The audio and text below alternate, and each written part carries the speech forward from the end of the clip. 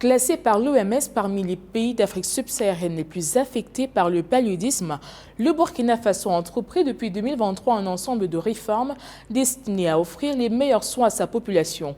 Les défis et les progrès du Burkina Faso en matière de santé publique, c'est dans ce nouveau numéro de décryptage avec Robert Kagougou, ministre de la Santé du Burkina Faso. Monsieur Robert Kagougou, bienvenue sur Africa 24. Merci. Selon l'OMS, le Burkina Faso fait partie des 11 pays d'Afrique les plus durement touchés par le paludisme avec près de 4% des décès dans le monde en 2020. Quelles sont les stratégies de riposte à la mortalité palustre implémentées dans votre pays depuis lors? C'est vrai, le Burkina Faso fait partie de ces pays qui contribuent à la forte charge de morbidité et de mortalité liée au paludisme. Et pour l'année 2023 qui vient de s'écouler, nous avons enregistré un peu plus de 12 millions de cas de paludisme et malheureusement un peu plus de 5 000 cas de décès. C'est énorme. Et face à cette situation, le gouvernement met en place un certain nombre de stratégies, notamment des stratégies de prévention. Je vais parler de la chimioprévention du paludisme saisonnier qui concerne les enfants de 3 à 59 mois. Il s'agit de leur donner des médicaments sur un cycle de 3 à 4 mois pour prévenir la survenue du paludisme dans ce groupe d'âge. Donc nous mettons en œuvre la chimioprévention du paludisme saisonnier.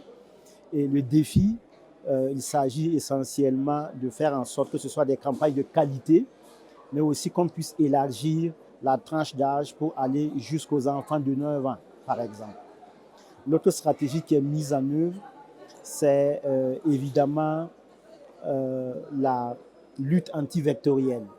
C'est extrêmement important de prévenir la maladie, la survenue du paludisme.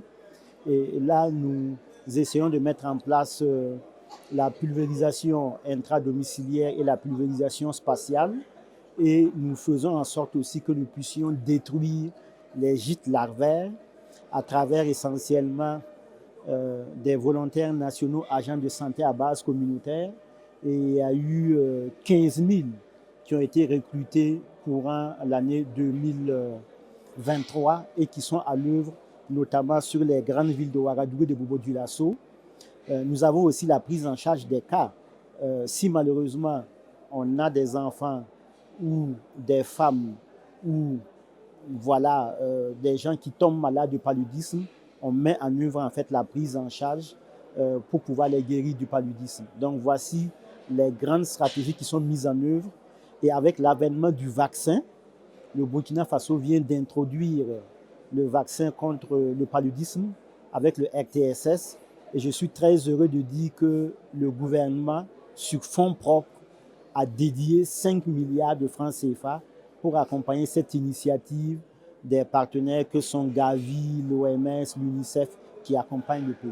Le vaccin contre le paludisme est en phase de test dans plusieurs pays africains, dont le vôtre.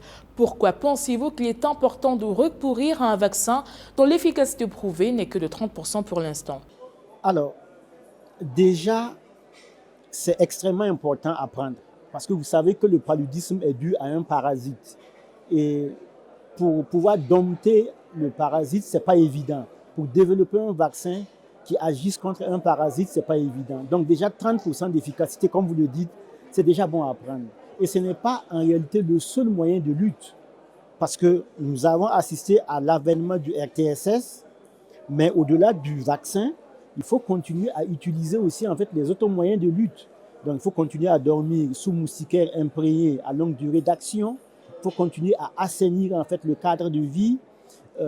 Voilà, donc c'est important. 30% c'est bon, mais je voudrais même en fait dire que dans les pays où le vaccin a été déployé, comme au Ghana, au Kenya, et le Malawi, si j'ai bonne souvenance, on a abouti à des efficacités qui sont plus intéressantes que celles que vous mettez sur la table. Donc 30% c'est déjà bon à prendre et comme je dis, c'est complémentaire avec les autres armes de lutte que nous avons. Mais à côté du RTSS, nous avons aussi le vaccin R21, qui est un vaccin dont l'efficacité théorique ressort en fait à plus de 70%, voire même 80%. Mais c'est un vaccin qui n'est pas encore disponible. Il a été homologué par l'OMS. Et dès qu'il est disponible, le Burkina, de façon pragmatique, va s'engager à l'introduire aussi dans son programme élargi de vaccination. La pandémie de Covid-19 a révélé l'insuffisance de l'accès aux médicaments en Afrique. Quel mécanisme comptez-vous mettre en œuvre pour améliorer la capacité du Burkina à répondre à la demande de médicaments dans un contexte d'insécurité et de pression économique extérieure que le pays subit?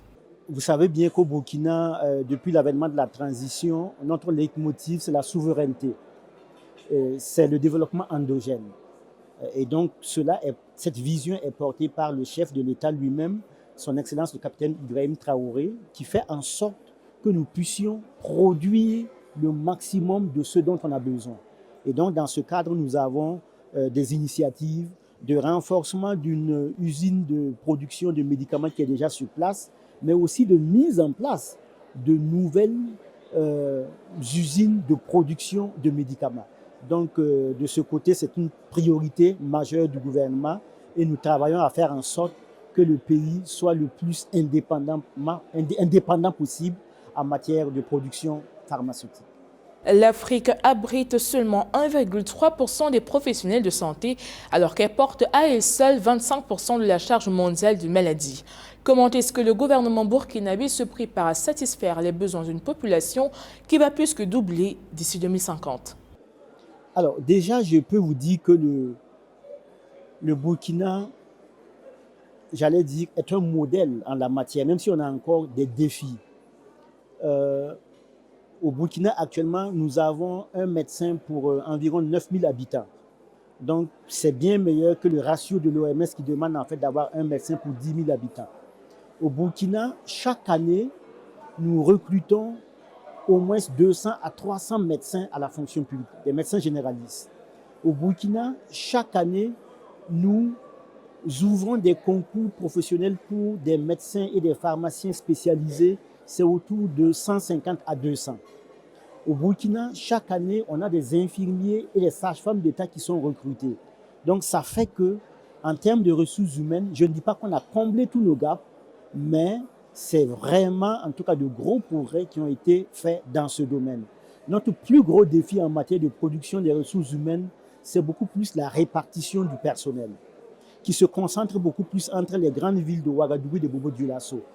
Et donc, voici en tout cas des actions fortes qui sont mises en place par le gouvernement pour satisfaire les besoins en personnel du système de santé.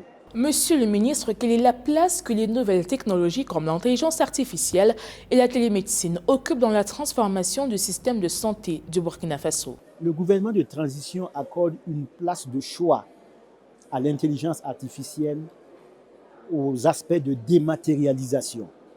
C'est une priorité majeure et déjà au Burkina, tous les départements ministériels sont dans la mouvance de dématérialiser le maximum de procédures. Et en matière de télémédecine, nous sommes déjà sur un projet qui va permettre de faire de la télémédecine en matière de radiologie pour permettre par exemple à un radiologue qui est en poste isolé dans une province rurale de pouvoir se faire appuyer par un senior qui est dans la capitale Ouagadougou pour interpréter des images radiologiques. Donc nous sommes vraiment en plein dans l'intelligence artificielle, dans la dématérialisation, dans la digitalisation des procédures dans notre pays. Africa 24 fêtera son 15e anniversaire en 2024. Que pensez-vous des réalisations de ce média? Quels conseils et orientations donneriez-vous à ce groupe médiatique de premier plan pour voir mieux accompagner la vision stratégique de votre pays et celle de l'Afrique pour son développement? Je voudrais d'abord souhaiter joyeux anniversaire à Africa 24, qui est une chaîne que je suis, qui est une chaîne qui a su trouver sa place dans le microcosme africain et même au-delà. Je voudrais vraiment insister, s'il y a un conseil à donner à Africa 24, c'est de persévérer dans la ligne éditoriale qu'il a, c'est de faire en sorte que la voix de l'Afrique soit davantage entendue, que les images de l'Afrique soient davantage vues et que ce que l'Afrique fait de bien soit aussi mis sur la table parce que le plus souvent, ce sont les défis qui se posent à l'Afrique qui sont mis en avant de la scène. En tout cas, chapeau bas à Africa 24 et bonne continuation, plein succès.